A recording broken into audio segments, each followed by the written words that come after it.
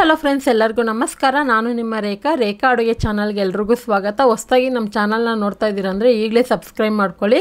ಇವತ್ತೊಂದು ಡಿಫ್ರೆಂಟಾಗಿ ಒಂದು ಯೂನಿಕ್ ಟೇಸ್ಟಲ್ಲಿ ಸ್ನ್ಯಾಕ್ಸ್ ರೆಸಿಪಿ ತೋರಿಸ್ಕೊಡ್ತೀನಿ. ಇದು ಮಾಡೋದಕ್ಕೆ 1 ಕಪ್ ರವೆನೂ 1 ಕಪ್ ಆಗೋಷ್ಟು ತುರಿದಿರೋಂಥ ಆಲೂಗಡ್ಡೆ ಇದ್ದರೆ ಸಾಕು. ಸೂಪರಾಗಿರುವಂಥ ಈವ್ನಿಂಗ್ ಟೈಮ್ ಸ್ನ್ಯಾಕ್ಸ್ ಆಗು ಮಾಡ್ಕೋಬೋದು. ಬೆಳಗ್ಗೆ ಮಕ್ಕಳಿಗೆ ಏನಾದರೂ ನೀವು ತಿಂಡಿ ಪ್ರಿಪೇರ್ ಮಾಡ್ತೀರಂದರೆ ಈ ರೆಸಿಪಿ ಕೂಡ ಟ್ರೈ ಮಾಡ್ಬೋದು. ಖಂಡಿತ ತುಂಬಾ ಡಿಫ್ರೆಂಟ್ ಆಗಿರುತ್ತೆ. ಇಷ್ಟನೇ ಪಡೆದೇ ಇರೋರು ಇಷ್ಟಪಟ್ಟು ಕೇಳಿ ಮಾಡಿಸ್ಕೊಂಡು ತಿಂತಾರೆ, ಅಷ್ಟು ಚೆನ್ನಾಗಿರುತ್ತೆ. ಇವತ್ತಿನ ರೆಸಿಪಿನ ಲಾಸ್ಟ್ ಗಂಟೆನೂ ನೋಡಿ. ಇಷ್ಟ ಆಯ್ತು ಅಂದರೆ ಒಂದು ಲೈಕ್ ಮಾಡಿ, ಶೇರ್ ಮಾಡಿ, ಕಮೆಂಟ್ ಮಾಡಿ. ಬನ್ನಿ ಇವಾಗ ಯಾವ ರೀತಿ ಮಾಡೋದಂತ ನೋಡೋಣ. ಈಗ ಸ್ಟವ್ ಮೇಲೆ ಕಡಾಯಿ ಇಟ್ಕೊಂಡು 1-2 ಟೇಬಲ್ ಸ್ಪೂನ್ ಎಣ್ಣೆ, ಸ್ವಲ್ಪ ಜೀರಿಗೆ ಮತ್ತು ಒಂದು ಅರ್ಧ ಇಂಚು ಶುಂಠಿನ ಚಿಕ್ಕದಾಗಿ ಕಟ್ ಮಾಡಿ ಹಾಕ್ಕೊತಾ ಇದ್ದೀನಿ. ಒಂದೇ ಒಂದು ಹಸಿರು ಮೆಣಸಿನ್ಕಾಯಿ ಹಾಕ್ಕೊತಾ ಇದ್ದೀನಿ. ಸೊ ಇದಕ್ಕೆ ಎಣ್ಣೆ ಬದಲಾಗಿ ಬಟರ್ ಕೂಡ ಯೂಸ್ ಮಾಡ್ಕೋಬೋದು. ಒಂದು ಹಸಿಮೆಣಸಿನ್ಕಾಯಿ ಯಾಕೆ ಹಾಕಿದ್ದೀನಿ ಅಂದರೆ ಇಲ್ಲಿ ನಾನು ಚಿಲ್ಲಿ ಫ್ಲೇಕ್ಸು 1 ಟೀ ಸ್ಪೂನ್ ಆಗೋಷ್ಟು ಹಾಕ್ಕೊತಾ ಇದ್ದೀನಿ. ಬೇಕಂದರೆ ನೀವು ಬೇರೆ ಹಸಿಮೆಣಸಿನ್ಕಾಯಿ ಕೂಡ ಹಾಕೋಬೋದು. 1 ಟೀ ಸ್ಪೂನ್ ಎಳ್ಳು ಹಾಕ್ಕೊತಾ ಇದ್ದೀನಿ. ಈ ರೆಸಿಪಿಗೆ ಒಂದು ಟೇಸ್ಟ್ ಕೊಡೋದು ಎಳ್ಳು. ಸೊ ಖಾರ ಬಂದ್ಬಿಟ್ಟು ಮೈಲ್ಡಾಗೇ ಇರುತ್ತೆ. ನಿಮಗೆ ಖಾರ ಬೇಕು ಅಂದರೆ ಹಸಿಮೆಣಸಿನ್ಕಾಯಿ ಜಾಸ್ತಿ ಹಾಕೋಬೋದು. ಇದನ್ನು ಒಂದೇ ಒಂದು ನಿಮಿಷ ಫ್ರೈ ಮಾಡಿದ ಮೇಲೆ ನಾನು ತೋರಿಸ್ತಾ ಇದ್ದೀನಲ್ಲ, ಈ ಕಪ್ಪಲ್ಲಿ ರವೆ ತೊಗೊಂಡಿದ್ದೀನಿ. ಅದೇ ಕಪ್ಪಲ್ಲಿ 2.5 ಕಪ್ ಆಗೋಷ್ಟು ನೀರು ಹಾಕ್ಕೊತಾ ಇದ್ದೀನಿ. ಅಳತೆ ಎಲ್ಲ ಕರೆಕ್ಟಾಗಿ ಇಟ್ಕೊಂಡ್ರೆ ನಿಮಗೆ ಈ ರೆಸಿಪಿ ಒಳ್ಳೆ ಕರೆಕ್ಟಾಗಿ ಬರುತ್ತೆ. 2.5 ಕಪ್ ಆಗೋಷ್ಟು ನೀರು ಹಾಕ್ಕೊತಾ ಇದ್ದೀನಿ. ಇದನ್ನು ಚೆನ್ನಾಗಿ ಕುದಿಯೋದಕ್ಕೆ ಬಿಡೋಣ. ಹಾಗೆ ಸ್ವಲ್ಪ ಉಪ್ಪು ಹಾಕ್ಕೊತಾ ಇದ್ದೀನಿ. ಇದನ್ನು ನೀವು ಇದೇ ಥರ ಮೆಜರ್ಮೆಂಟ್ ಕಪ್ ಅಂತಲ್ಲ, ಮನೇಲಿರುವಂಥ ಲೋಟ ಬಟ್ಲು ಯಾವುದಾದ್ರೂ ಅಳತೆ ತೊಗೋಬೋದು. ಹಾಗೆ ಕೊನೆಯಲ್ಲಿ ಒಂದೇ ಒಂದು ಟೇಬಲ್ ಸ್ಪೂನ್ ಕೊತ್ತಂಬರಿ ಸೊಪ್ಪು ಹಾಕ್ಕೊಂಡು ಇದನ್ನು ಚೆನ್ನಾಗಿ ಮಿಕ್ಸ್ ಮಾಡಿಕೊಂಡು ಉಪ್ಪು ಖಾರ ಚೆಕ್ ಮಾಡ್ಕೊಳ್ಳಿ. ಚೆಕ್ ಮಾಡ್ಕೊಂಡು ಇದನ್ನು ಒಂದು 2 ನಿಮಿಷ ಹೈ ಫ್ಲೇಮಲ್ಲಿ ಇಟ್ಟರೆ ಬೇಗನೆ ಕುದಿಯುತ್ತೆ.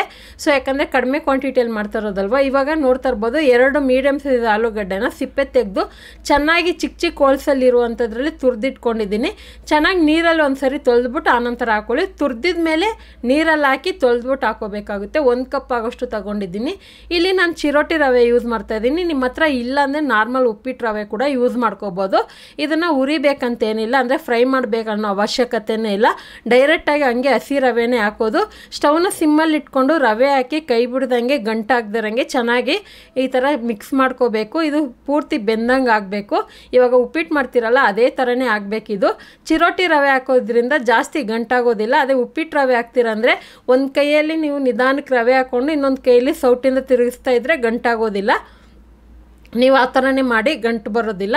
ನಾನು ಚಿರೋಟಿ ರವೆನ ಡೈರೆಕ್ಟಾಗಿ ಹಾಕಿದ್ದೀನಿ, ಯಾಕಂದರೆ ಅದು ಗಂಟಾಗೋದಿಲ್ಲ. ಕೈ ಬಿಡ್ದಂಗೆ ಚೆನ್ನಾಗಿ ಮಿಕ್ಸ್ ಮಾಡಿಕೊಂಡು ಇವಾಗ ಇದನ್ನು ನಾನು 1-2 ನಿಮಿಷ ಹಾಗೆ ಬಿಡ್ತೀನಿ. ಸೊ ಇದು ಮಿನಿಮಮ್ ಒಂದು 5 ನಿಮಿಷಕ್ಕೆ ಈ ಪ್ರಾಸೆಸ್ ಆಗೋಗುತ್ತೆ. ಇವಾಗ ಆಲ್ಮೋಸ್ಟ್ ಇವಾಗ ಚೆನ್ನಾಗಿ ಬೆಂದಿದೆ.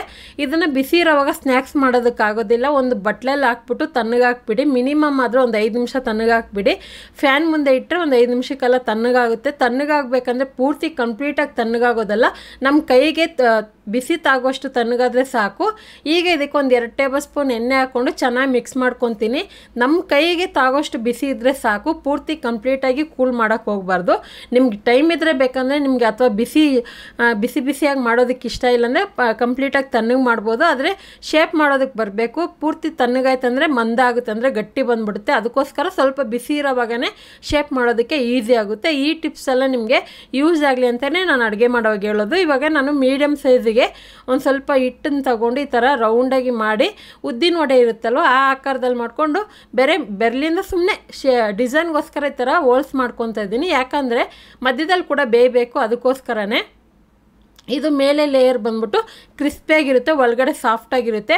ತುಂಬಾ ಚೆನ್ನಾಗಿರುತ್ತೆ. ಒಂದು ಯೂನಿಕ್ ಸ್ನ್ಯಾಕ್ಸ್ ಅಂತಲೇ ಹೇಳ್ಬೋದು. ಖಂಡಿತ ನಿಮ್ಮ ಮನೇಲಿ ಟ್ರೈ ಮಾಡಿ ನೋಡಿ. ಇಷ್ಟನೇ ಪಡಲ್ಲ ಅನ್ನೋರು ಮಾಡಿರೋದು ಅಷ್ಟು ಒಬ್ಬರೇ ತಿಂದು ಖಾಲಿ ಮಾಡ್ತಾರೆ. ಅಷ್ಟು ಚೆನ್ನಾಗಿರುತ್ತೆ, ಅಷ್ಟು ಕ್ರಿಸ್ಪಿಯಾಗಿ ಒಳಗಡೆ ಸಾಫ್ಟಾಗಿ ಸ್ಪಾಂಜಿಯಾಗಿರುತ್ತೆ. ಅದಕ್ಕೋಸ್ಕರ ಹೇಳ್ತಾ ಇದ್ದೀನಿ.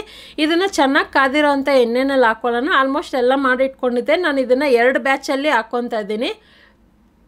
ಇದು ನಿಮಗೆ ವೀಡಿಯೋದಲ್ಲಿ ನೋಡೋಕ್ಕೆ ಸ್ವಲ್ಪ ದೊಡ್ಡದಾಗಿರ್ಬೋದು. ನಾನು ಮೀಡಿಯಮ್ ಆಗಿ ಮಾಡ್ಕೊಂಡಿರೋದು.